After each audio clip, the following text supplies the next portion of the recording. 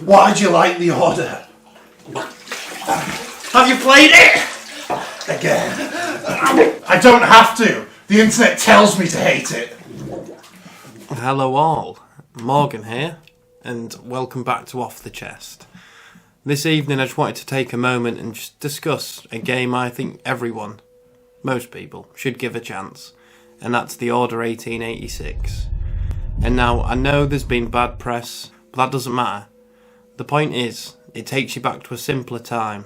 Now, we're in a world that's oversaturated, filled with massive open world games, endless stories, side quests, DLC coming out, or online games where you're trapped forever in a vicious cycle of play this for a year, the new one's out, play that for a year, the new one's out.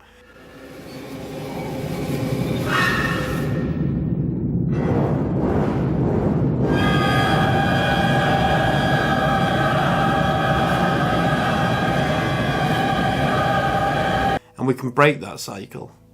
And sometimes you just need to take a trip down memory lane to just really find who you are.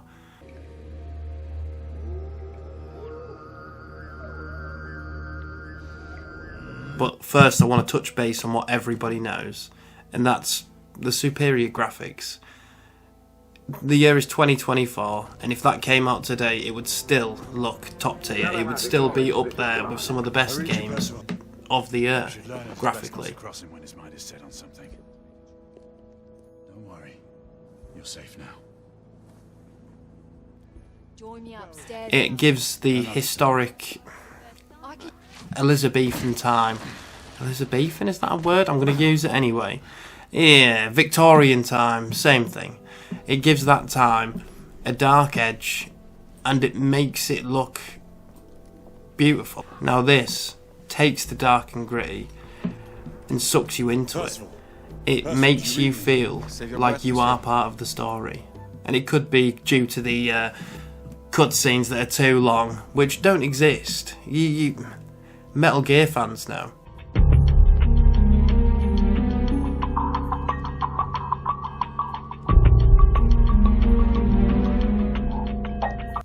A cutscene is as long as the creator wants it to be. And sometimes it's just what you need. It fills the gaps in between the bits of gameplay. And a cutscene's never a cutscene when you've got a QTE jumping in. And they're not bothering. Don't listen to people. They are still just as fun as ever. And in this game, they are met perfectly. They hit all the marks.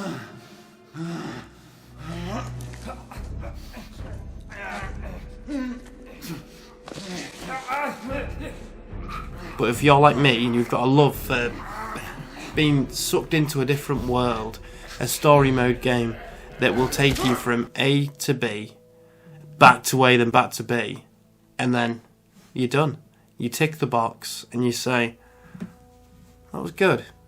I know third-person shooters, very generic, but this takes it aside and gives you weapons that do seem to be like they were made in a Victorian era. They are made by what would be the equivalent of a madman in a shed. The sound of the weapons, they're punchy, they're loud, they let you know. They've all got unique sounds that really just ring.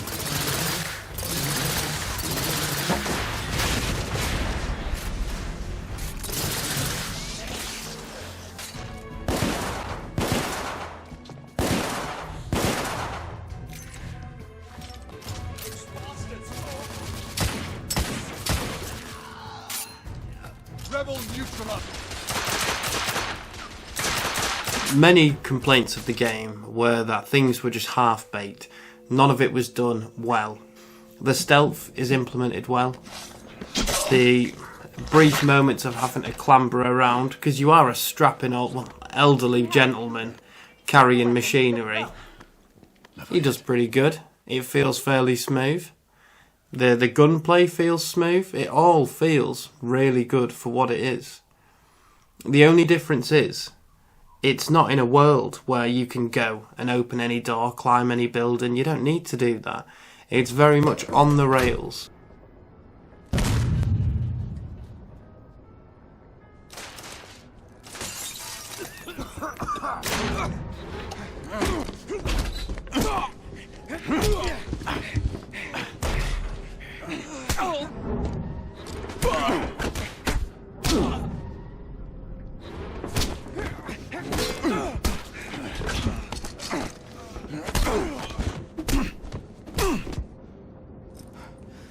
The main man knows exactly what his plan is, what he needs to do to complete his mission, because that's what he's doing. And he's trusting us to guide him on the way.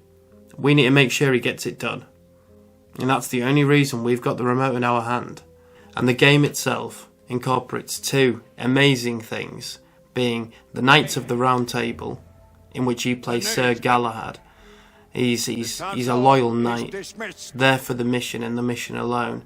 He's there for his brothers, which is two things, but he's there for his brothers. Grayson, we wither away from this inaction. Leave it, Sebastian. Caution be damned. And the other one is supernatural. It's werewolves or lycans. It's vampires. So to have these just blend so well together and incorporate a massive mystery, it's like the best episode of Scooby-Doo. It's like if Twilight was British and hardcore. It just works. It all works perfectly. Perfect. Everything, down to the last minute details.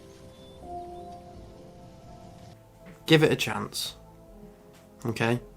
Sometimes in life you need to pump the brakes. You need to smell the flowers. You need to appreciate the little things in life. You matter. Okay? If you haven't got much time, don't spend £50 on a game you're going to play 20 hours of and realise that you don't like it. Pay a small amount of money. Play a game for 8 hours. Finish the whole thing. If you don't enjoy it, well, at least you tried it. At least you made me happy. And that's my take from this. So guys, thank you for listening this evening. And trust me, the internet lies sometimes. You can't believe it all. It's really not as bad as people think.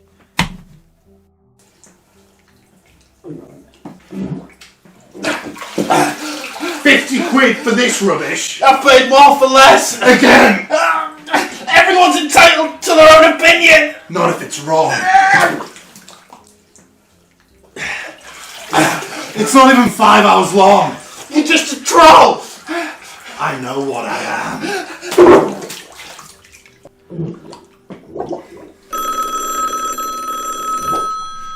Hello? Yeah, sorry I'm a bit busy at the minute. Alright, tonight's the night. 2 for 1 Domino's. Mum's buying. I hope you all enjoyed it. Like, subscribe, let us know what you think.